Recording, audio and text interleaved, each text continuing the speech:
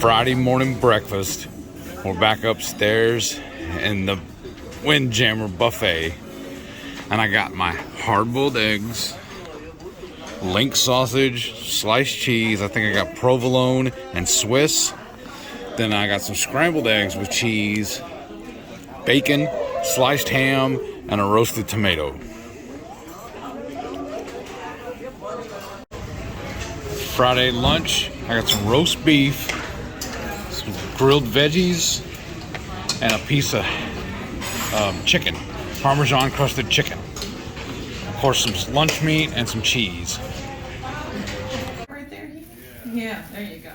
All right, everyone, Heath Parker. I have no clue why they have me on the same dais as all these fitness folks. You can tell. I'm only keto because my wife made me.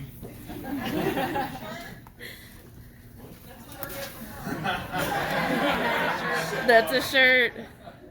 We have a lengthy story as to why she needed to go keto.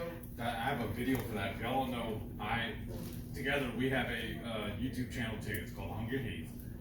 And HungryHeath, all one word. Put your mic. Heath, like my name, Heath. Mic up to the mouth. Put your Sorry. mic up. Hold the mic up. Sorry. There you go. But you can tune in for that story because that's going to take a lot longer than 14 minutes.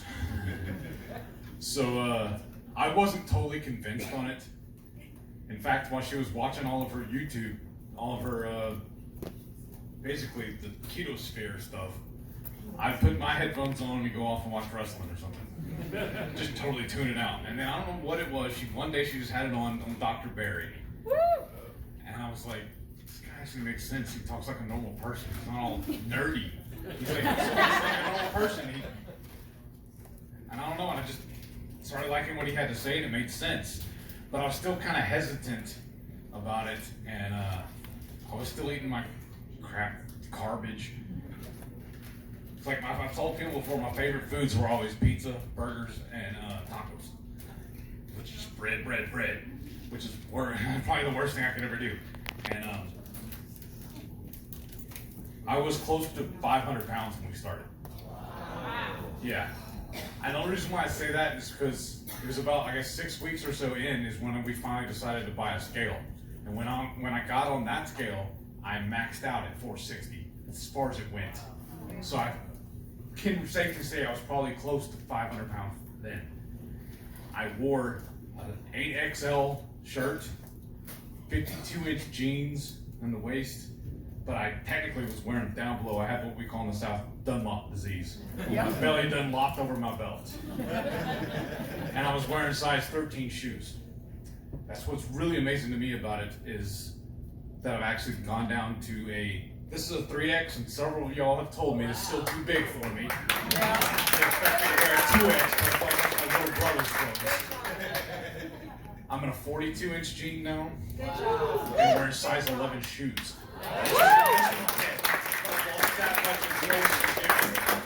Then I went down to shoe sizes too. But the best part about it, because I'm down now, I think when I weighed last was on April Fool's Day. I was at 285.6. Like I said, when I started, I was at 460. So, like I was saying the other day, I've lost almost 200 pounds.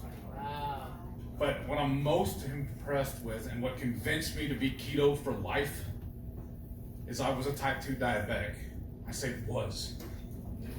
And I was taking metformin. If any of y'all have to take that, it was awful because just opening the pill bottle, it stunk. And it was a giant horse pill I had to take once a day. And I just hated it.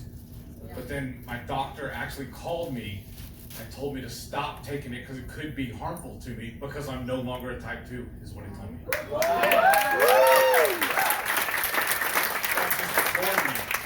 Because when we first started, I was eating all the fake bread, or whatever you call it, the keto bread, the low carb stuff.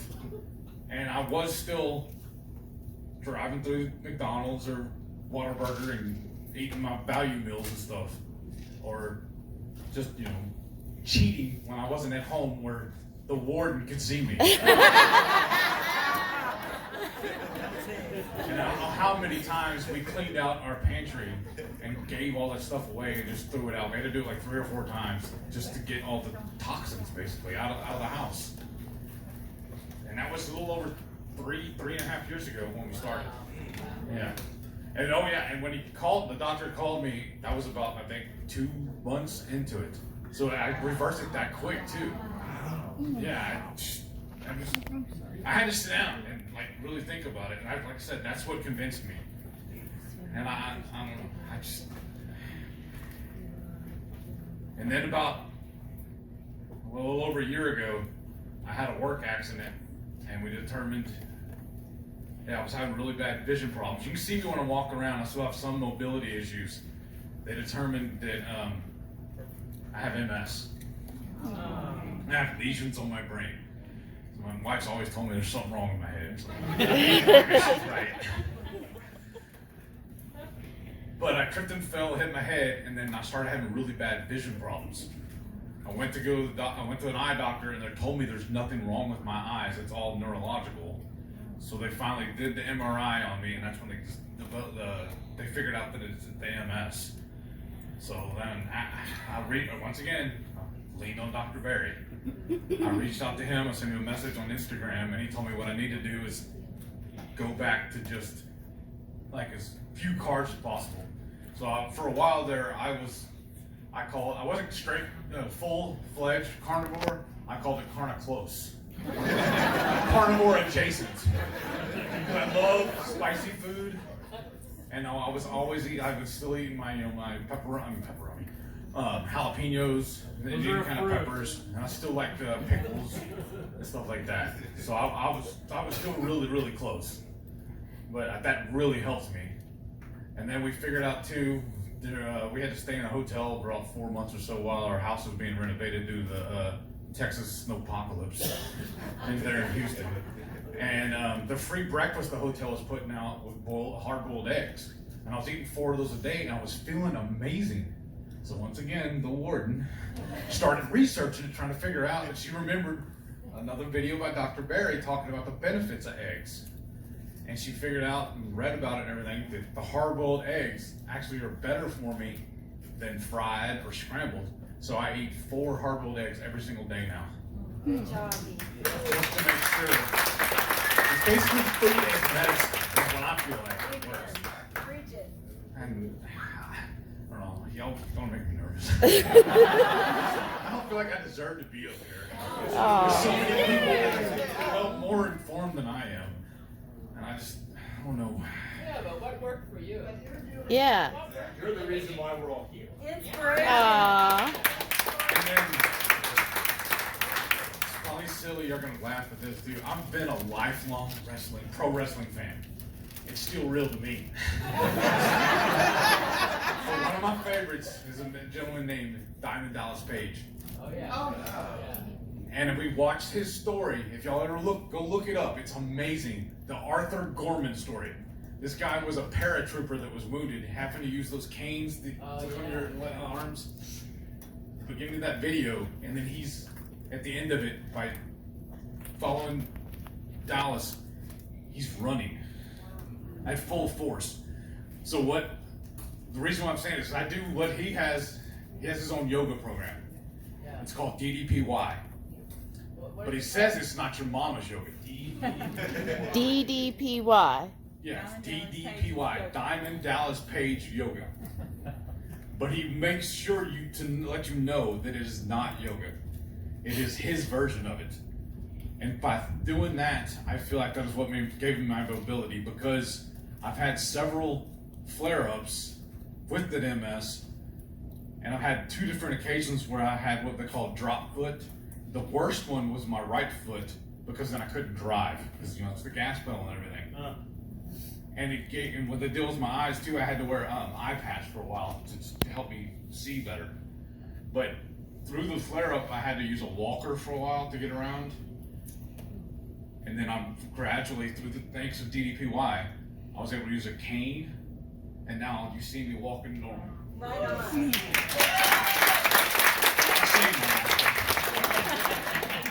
But this is going to end up turning like an infomercial for DDPY. But I just Because used to be a show, I used to laugh at it all the time when I was a kid. It was on PBS called Sit and Be Fit. Oh, yeah. Yeah. Well, his beginning stages, he says you can start anywhere. Even if you're bedridden, you can do his exercises.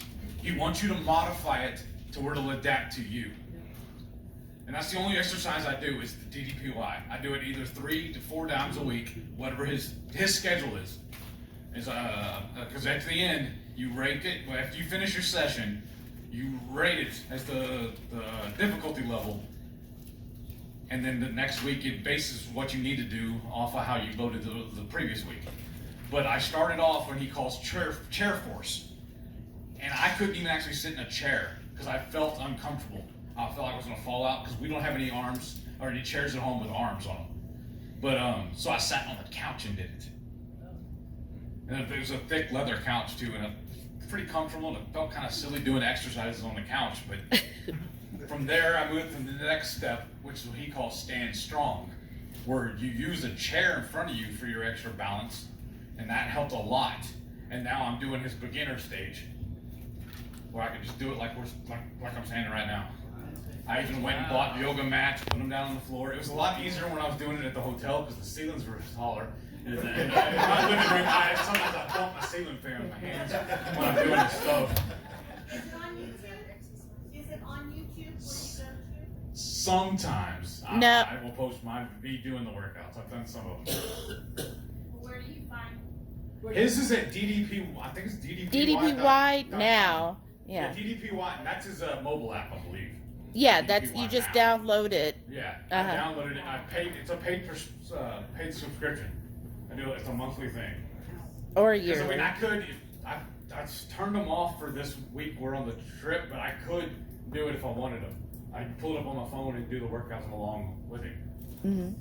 And then he even has. He's not keto or anything like that, but he's very Whole food. Holistic. I'm not a doctor. Holistic. Whole Foods is what his thing is. He's not real big on low carb either, but he just wants fresh is best kind of thing. Is what he treats. But he'll do recipe videos and stuff too in there. But that's what I do. I just eat keto. Or I actually like to say I do berry method keto. That's what I tell everybody. Yeah. And then I do that and DDPY. I feel like that has helped me immensely. And then listen to the wife. I'm a beautiful husband.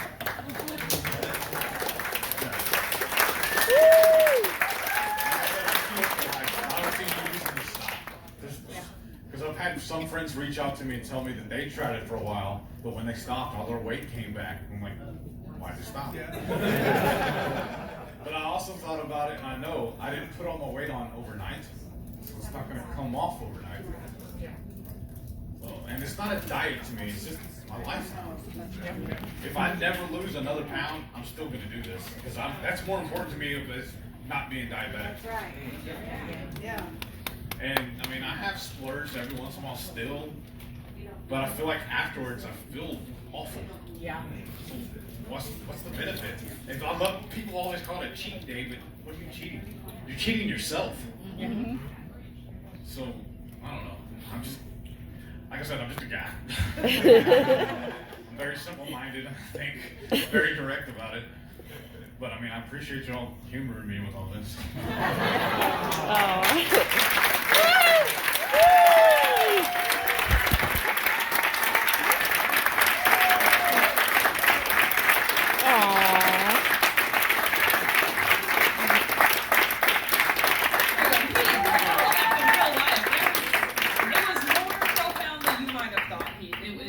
Really is poignant and that's the most impactful because it's real life, and so we really, really appreciate that.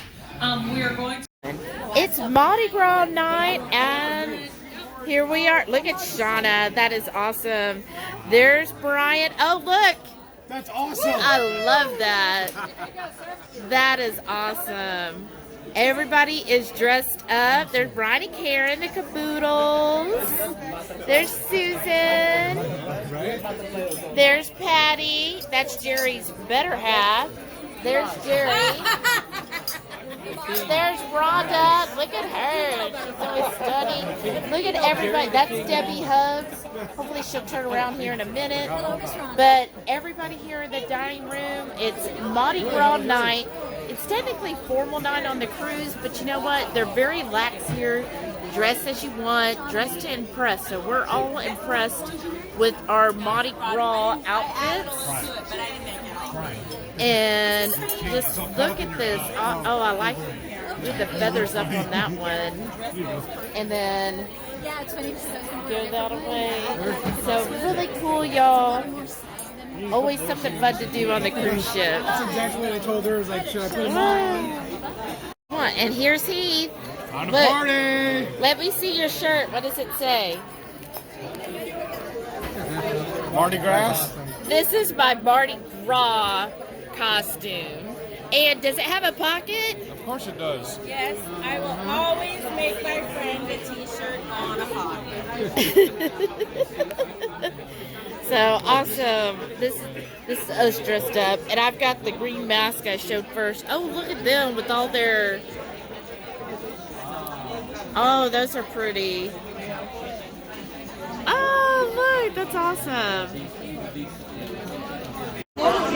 My first appetizer is the caprese salad, along with the cheese plate. I liked her whole presentation. She made it very easy to understand. Appetizer number 2, I got my cocktail shrimp and my escargot. And now it's time for the entree. I got my steak and lobster. Once again, I got that mixed berries and whipped cream. Dessert number 2, they brought us a flourless cheesecake.